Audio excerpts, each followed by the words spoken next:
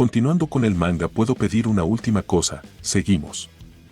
Scarlett sugirió entonces que la única solución era golpear a Gadwen hasta hacerlo llorar y dijo que tenían que apresurarse. Le anunció que prepararía un carruaje para recogerlo sin que su hermano se diera cuenta y salió corriendo del cobertizo. Nanaka le cuestionó si no sería mejor dejar este asunto en manos de los adultos como su hermano, ya que Gadwen no solo estaba custodiado por guardaespaldas esclavos, sino también por mercenarios. Por muy fuerte que fuera Scarlett, no había forma de que pudiera derrotarlos a todos y llegar hasta Gadwen. Scarlett expresó su desacuerdo con el plan, pues no le satisfacía la idea de atacar a Lord Gadwen por sorpresa y huir sin más. Ella quería hacerle pagar por todo el sufrimiento que le había causado, quería verlo sangrar y suplicar mientras lo golpeaba con todas sus fuerzas. Antes de que su hermano y sus secuaces pudieran intervenir, ella debía infligirle el mayor daño posible. Nanaka, la hija del duque que la acompañaba, no entendía su actitud violenta y le preguntó qué le ocurría. ¿Por qué estaba tan obsesionada con golpear a la gente? Scarlett no le respondió, solo pensó en silencio que había tomado una decisión firme. Ya no iba a resignarse ni a aceptar su destino como antes. Había descubierto que lo que más le gustaba era golpear a los idiotas podridos como Lord Gadwen. Era su forma de rebelarse contra el mundo. Nanaka, que conocía bien los hábitos de Lord Gadwen, le explicó a Scarlett que había una oportunidad de atacarlo. Una vez al mes, el malvado noble acudía a la subasta de esclavos en la capital para comprar a los que más le atraían. Ese era el momento en que su seguridad era más vulnerable. Scarlett se impacientó al oír eso y murmuró que un mes era demasiado tiempo para esperar. No podía aguantar tanto tiempo sin descargar su ira. Nanaka le tranquilizó diciendo que la próxima subasta sería en una semana y que tenían que averiguar dónde se realizaría en la capital. Añadió que todavía tenía contactos con algunas personas involucradas en el comercio de esclavos y que podía llevarla con ellas. Scarlett reconoció que eso sería de gran ayuda, pero le planteó una duda. ¿No le importaba traicionar a su antiguo amo? Nanaka le contestó con desprecio que la única relación que tenía con Gadwen era por el sello de esclavo y que no sentía ninguna lealtad hacia un hombre que había engañado a su familia para venderlos como esclavos. Scarlett había anunciado su intención de ir sola,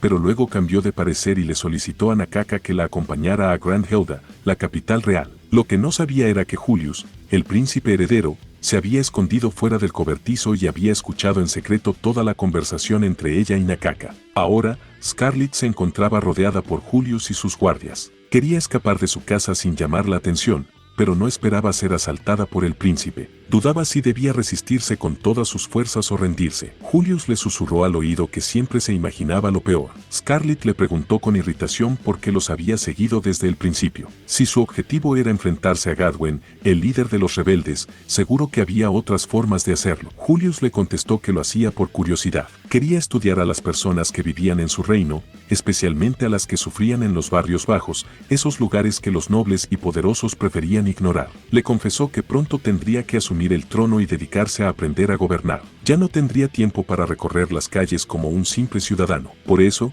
quería aprovechar la oportunidad de ver la realidad de su reino con sus propios ojos. Le pidió a Scarlett que confiara en él, que no era un rey de adorno y que haría todo lo posible por crear un reino justo y próspero. Por eso, había decidido acompañarla a ella, que estaba a punto de entrar en algunos de los lugares más peligrosos del reino. Scarlett lo miró fijamente y le preguntó si esa era la verdadera razón de su presencia.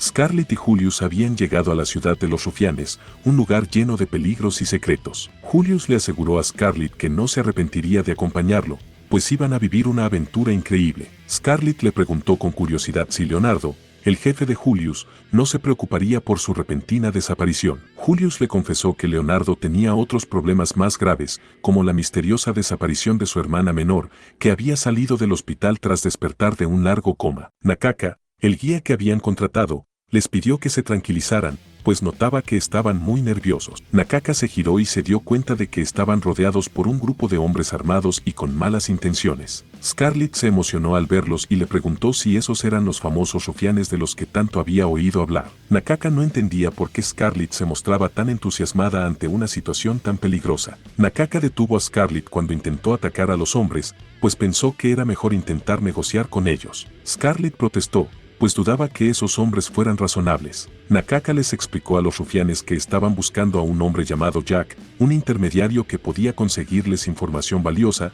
y les ofreció pagarles si les ayudaban a encontrarlo. Uno de los rufianes se burló de ellos y dijo que nunca había oído hablar de ningún Jack. Otro les advirtió que no les diría nada, aunque lo supiera. Un tercer rufián les reveló que había sido un niño el que les había delatado, pues les había contado que había visto a una señorita mimada comprando rocas por monedas de oro. El rufián también admitió que le había robado una moneda de oro al niño mientras le sacaba información. Nakaka se indignó ante esa confesión y lo llamó despreciable. El hombre se dirigió a Nakaka con desprecio y le dijo que no se arrepentía de haberle robado la roca de metal. Para él, era solo el pago por la lección que le había dado. En este mundo, los fuertes devoraban a los débiles sin piedad. Al escuchar esas palabras, Scarlett sintió una ira incontenible y apretó la roca de metal con tanta fuerza que la hizo añicos. El sonido de la roca al romperse llamó la atención de los rufianes que estaban cerca. Uno de ellos preguntó con curiosidad qué había sido ese ruido. Otro le respondió que no tenía ni idea, pero que parecía como si algo muy duro se hubiera destrozado. Scarlett pensó con amargura que había tenido que hacer muchos sacrificios para conseguir esa roca de metal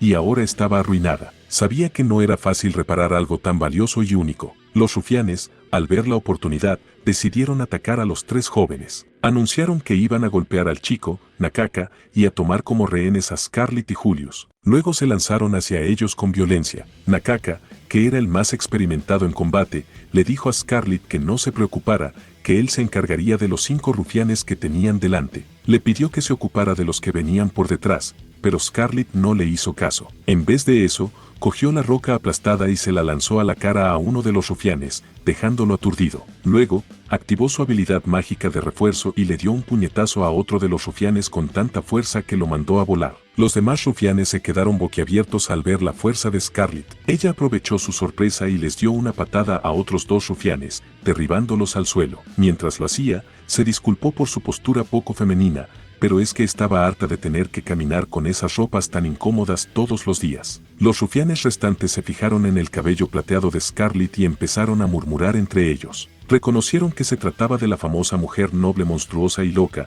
que era conocida por su crueldad y su terrorífico poder. Otro rufián vio sus ojos azules helados y exclamó que era la princesa de puño de hierro. Scarlett se enfadó al oír ese apodo y les dio un golpe final a los 2 rufianes que quedaban. Una vez que Scarlett había derrotado a todos los rufianes, excepto a uno, se dirigió hacia él con una mirada desafiante. El rufián se dio cuenta de que era el mismo que le había arrebatado una moneda de oro a un niño inocente y se jactaba de su crueldad. Temblando de miedo, sacó un cuchillo y trató de amenazar a Scarlett, pero ella no se inmutó. Con una sonrisa burlona, sacó su propio cuchillo y le recordó las palabras que había pronunciado antes, que los débiles solo existen para ser devorados por los fuertes. Entonces, le dijo que, según su lógica, ella era mucho más fuerte que él y tenía derecho a hacerle lo que quisiera, sin importar lo terrible que fuera. Añadió que él no podía culparla por nada, ya que así era como funcionaba el mundo. El rufián se arrodilló y suplicó por su vida. Le prometió que le devolvería el dinero al niño y le pidió que lo perdonara. Scarlett le preguntó con frialdad si alguna vez había mostrado piedad a alguien que le rogaba de la misma manera. Le dijo que,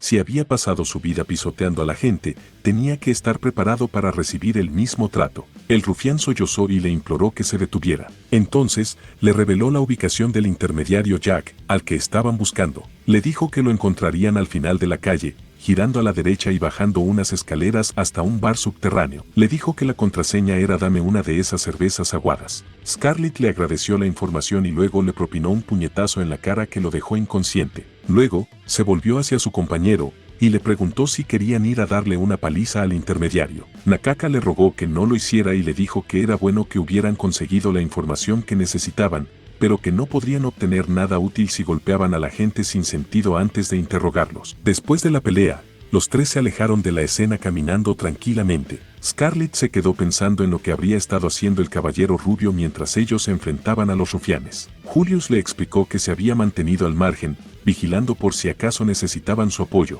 pero que Nakaka había demostrado una gran habilidad al derrotar a sus 3 adversarios sin problemas. A continuación, le ofreció su ayuda a Scarlett, pero ella la rechazó con firmeza y negó con la cabeza. Julius le preguntó entonces si se había dado cuenta de la expresión que tenía en el rostro y le dijo que parecía muy enfadada, como si quisiera decir, ¿de verdad pensabas que 5 rufianes podían detenerme? Y añadió que apostaría cualquier cosa a que todavía estaba molesta por no haber podido golpear a los 3 rufianes que Nakaka había sometido. Scarlett respondió que no sabía de qué expresión hablaba y que el hecho de no haber podido darle su merecido a esos rufianes no era motivo suficiente para ponerla de mal humor. Julius la miró fijamente y le dijo que no tenía por qué mentirse a sí misma y que, además, su actitud hacía que este viaje fuera muy emocionante. Scarlett se sintió irritada y se preguntó si podría darle un puñetazo a ese rubio. Julius observó las escaleras que tenían que subir y les propuso que se encargara él solo, ya que no quería que lo consideraran un estorbo. Nakaka le recordó que no podían dejarlo solo, porque necesitaban que el intermediario los presentara al comerciante de esclavos. Julius le aseguró que no había problema, porque él había sido parte del señor Gadwin y quizás el comerciante reconocería su cara. Además, los rufianes les habían dicho que nadie esperaría ver al primer príncipe en un lugar como este sin escolta. Scarlett lanzó una mirada sarcástica a Julius y le preguntó con ironía si había perdido la memoria sobre cómo los niños lo habían visto sin problemas. Julius le explicó que eso se debía a que los niños tenían el corazón puro, pero en ese lugar solo había adultos corruptos. A gente así, él podía pasar desapercibido. Después, añadió que le dejaría el asunto al príncipe Julius. Scarlett sintió una rabia crecer en su interior y masculló que ella solo quería darles una paliza, pero Nakaka la sujetó y le dijo que no podía encargarse de eso después de lo que acababa de decir. Julius le sonrió con confianza y les aseguró que no usaría la violencia y que solo tardaría 5 minutos. Luego, Julius abrió la puerta del bar y entró, dejando a Scarlett y Nakaka fuera. Scarlett le preguntó a Nakaka si podía entrar corriendo si Julius no volvía en 5 minutos. Nakaka le respondió que no. Luego, Scarlett le preguntó si ya habían pasado los 5 minutos. Nakaka le dijo que ni siquiera había transcurrido uno. Entonces, Scarlett pensó para sí misma que no se había divertido lo suficiente y que la única diversión real que había tenido ese día había sido con esos 5 rufianes. Pero ahora deseaba golpear algo de carne gorda cuanto antes, especialmente la carne más gorda de una familia noble. En la mansión del primer ministro Gadwin, un sirviente le informó a Gadwin de que había unas personas bastante molestas rondando por ahí. Gadwin murmuró que no podía permitir que interfirieran en sus planes y que cualquier obstáculo para él debía ser eliminado. Luego, dijo que ya era hora de que llegara el folleto del Imperio Vanish. Durante la infancia del príncipe Julius, el príncipe Julius comentó que le encantaban los tontos y las tonterías que hacían, pero que nada era mejor que verlos caer en su propia desgracia. Se reconoció a sí mismo que su actitud era un mero entretenimiento y de pésimo gusto, pero no podía evitar ser de esa manera. Después, una señora le susurró al oído al príncipe Julius que había muchas damas encantadoras reunidas en el lugar y le insinuó que debía entablar nuevas relaciones. El príncipe Julius volvió a pensar que, mientras se ponía una máscara sonriente, las muchachas codiciosas se acercaban a él una tras otra y, en ocasiones, sus padres intentaban ganarse su favor para casar a sus hijas con la familia real, y todo era tan terriblemente falso. Sin embargo, admitió que le divertía verlas en su estupidez y ahora empezaba a cansarse de todo aquello y quizás se marcharía por hoy. Pero entonces, de pronto, vio a Scarlett de pie y siendo hostigada por su hermano menor Cal. Julius se aproximó a ella y le preguntó si se encontraba bien, luego se disculpó y arregló el cabello de Scarlett con cuidado. Scarlett estaba desconcertada y Julius exclamó que le parecía un desperdicio que su hermoso cabello permaneciera desaliñado el resto de la noche. A continuación, Julius le preguntó a Scarlett que, si tenía tanto temor del segundo príncipe, ¿por qué no huía llorando al duque Randian en lugar de seguir aguantándolo? Scarlett musitó que no tenía temor del segundo príncipe y sonrió con malicia, luego se despidió deseándole un buen día. Entonces alguien anunció que el gran comerciante Sigmund les había traído obsequios a todos. La criada le dijo al príncipe Julius que Sigmund le había traído una máscara. Julius se puso muy contento y pensó para sí mismo que algún día Scarlett seguramente le daría su merecido a su pequeño tonto con sus propias manos y murmuró que ella era como él,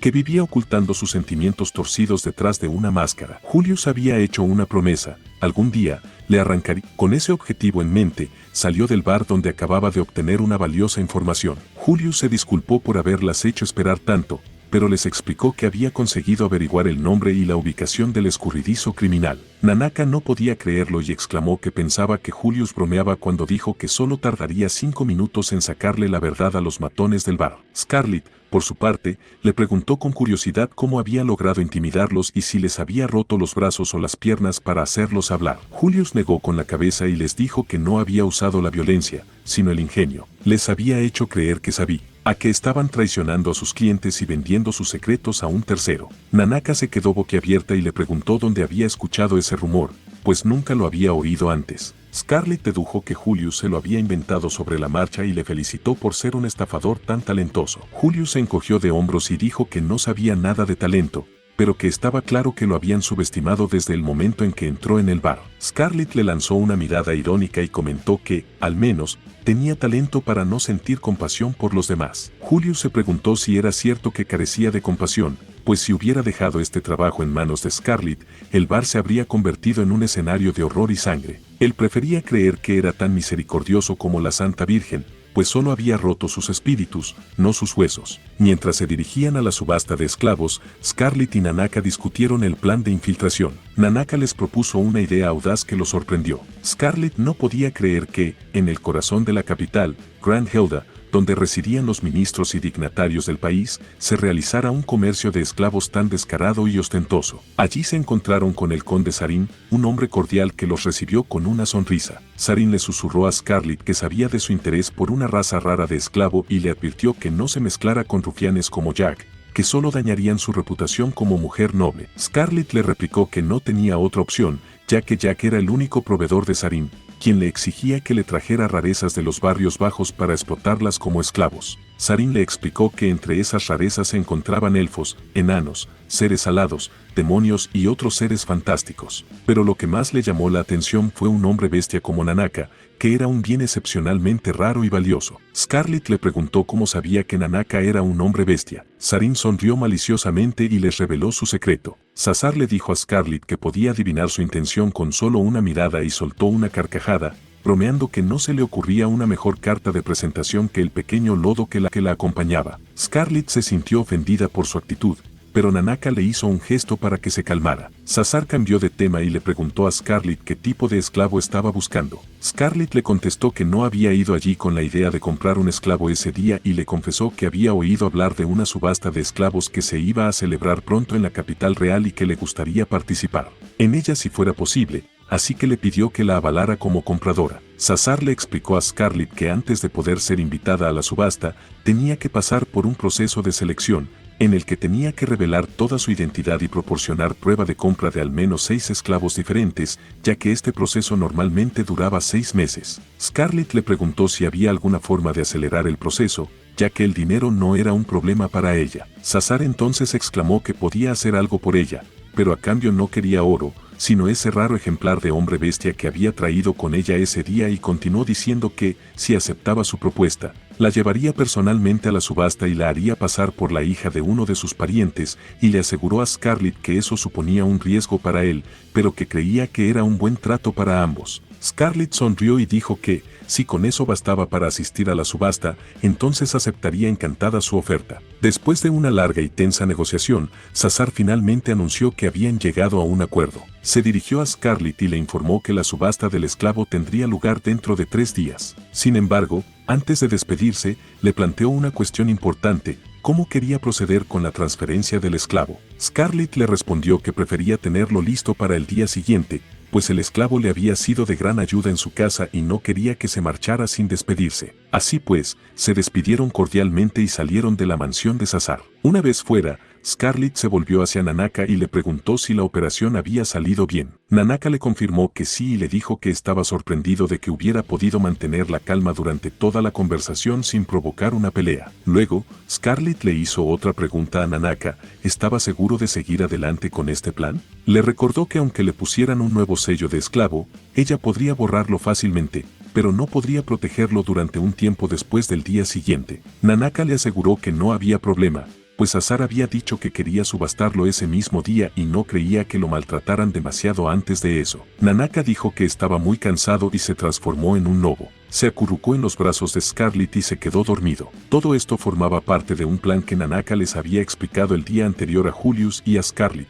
Consistía en sobornar a Sazar para que le vendiera al esclavo que habían capturado. Julius había opinado que era un buen plan, pero Scarlett había querido saber por qué Nanaka estaba dispuesto a arriesgarse tanto. Nanaka le había confesado que se sentía culpable por haber intentado matarla, ya que ella era su ama, y que quería redimirse de alguna manera. Al día siguiente, Scarlett volvió a la posada donde se alojaba con Julius y Nanaka. La mirada de Julius se posó en Scarlett, que acababa de regresar, y le susurró al oído si había conseguido su objetivo con Sazar. Mientras colocaba a Nanaka en la cama, ella le contó que habían logrado entrar en la subasta a cambio de entregar a la niña. Julius se burló de ella con ironía, diciéndole que no podía creer que hubiera usado la diplomacia en lugar de la violencia por una vez. Añadió que se trataba de una ocasión única y que le hubiera gustado ir él mismo, pero que un príncipe implicado en el tráfico de esclavos causaría un gran revuelo. Scarlett salió de la habitación y Julius la siguió, preguntándole si iba a dar un paseo sola. Ella le respondió que solo necesitaba respirar un poco de aire fresco. Julius dijo que acababa de terminar su lectura y que también le apetecía salir un rato.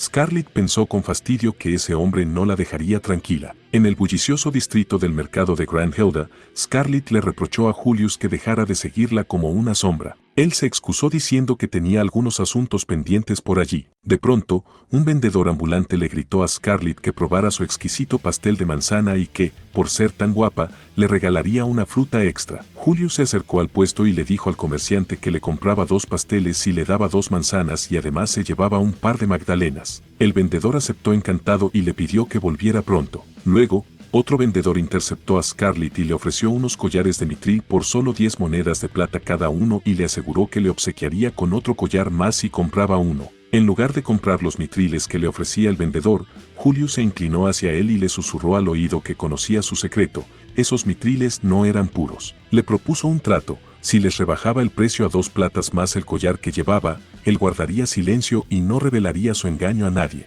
El vendedor, asustado, aceptó el trato sin dudarlo. Julius se alejó satisfecho, acompañado de Scarlett, su compañera de aventuras. Mientras caminaban por la calle, una mujer con un turbante y una bola de cristal le salió al paso. Era una adivina que se ganaba la vida leyendo el futuro a los transeúntes. Al ver a Scarlett, la adivina le advirtió que estaba siendo acechada por una sombra maligna que quería hacerle daño. Le dijo que era una suerte que se hubieran encontrado, porque ella tenía la solución: la piedra de poder, un artefacto mágico capaz de repeler incluso a los no muertos. Solo le costaría una moneda de oro, una ganga por salvar su vida. Julius, que no se creía nada de lo que decía la adivina, le murmuró al oído que no perdiera el tiempo con ella. Scarlett no era el tipo de chica que se dejaba intimidar por ningún espíritu maligno. Si alguno se atrevía a acercarse a ella, lo enfrentaría con sus puños y su valor. Scarlett asintió con la cabeza y le dijo a la adivina que no estaba interesada en su oferta. La adivina se quedó con la boca abierta, sin poder creer que rechazaran su piedra de poder. Scarlett y Julius siguieron caminando, pero pronto se detuvieron en una esquina. Scarlett miró a Julius con recelo y le preguntó si era cierto que había salido del hostal por casualidad o si había planeado seguirla desde el principio. No le parecía una coincidencia que se hubieran encontrado justo cuando ella iba a comprar los mitriles. Julius se sorprendió de que ella pensara eso y le dijo que era una tontería. Supuso que era otro rasgo encantador de ella, su ingenuidad. Scarlett se enfadó con él y le dio un puñetazo a la pared, deseando poder golpearlo a él en su lugar. Le dijo que estaba harta de sus bromas y sus insinuaciones y que iba a regresar al hostal. Antes de que pudiera dar un paso, Julius le metió un pastel en la boca y se disculpó con ella. Le dijo que solo estaba bromeando y que se lo estaba pasando muy bien con ella. Scarlett sintió como el pastel de manzana se derretía en su lengua, llenándola de dulzura. La miel y las manzanas hacían una combinación deliciosa que le hizo olvidar su enfado por un momento. Scarlett miró a Julius con los ojos muy abiertos y le preguntó si creía que eso era suficiente para que ella perdonara su comportamiento hasta ahora. Scarlett recibió la mitad del pastel que Julius le ofreció con una sonrisa. Aunque estaba molesta por su actitud arrogante,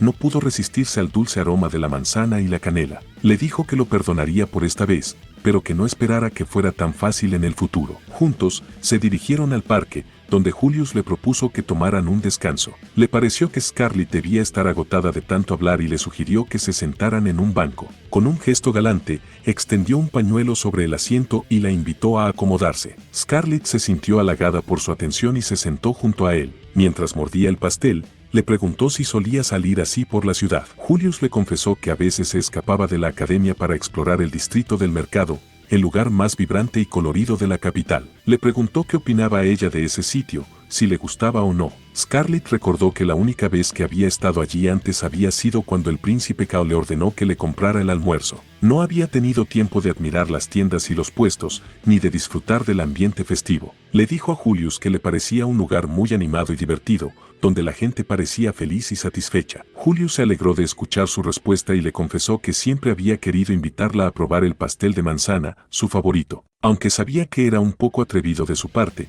pensaba que valía la pena correr el riesgo por ver su sonrisa. Scarlett se sonrojó al oír sus palabras y se preguntó si aquel hombre tan desagradable en realidad solo quería pasar un buen rato con ella. Julius le contó que odiaba las cosas aburridas y monótonas y que cuando era niño solo le interesaba ver lo retorcidas y feas que podían ser las personas a su alrededor. Muchos intentaban ganarse su favor por ser el primer príncipe, y cuando eso no funcionaba, usaban a sus hijas como cebo. Pero ahora sentía que algo había cambiado en él, y eso era gracias a Scarlett. Mientras miraba a los ojos de Scarlett, Julius le confesó que el mundo seguía siendo un lugar aburrido y monótono, pero que había encontrado un motivo para vivir en la pequeña parte que podía observar con sus propios ojos. Esa parte estaba llena de cosas que le hacían sentir emoción y curiosidad, y la más fascinante de todas era ella, Scarlett. Reconoció que su amor no era el típico de una pareja normal, pero le suplicó que le permitiera expresar sus sentimientos. Le dijo que la amaba más que a nada en este mundo. Después de declarar, y eso es todo por hoy, amigos. Gracias por acompañarnos en este video. Si te gustó,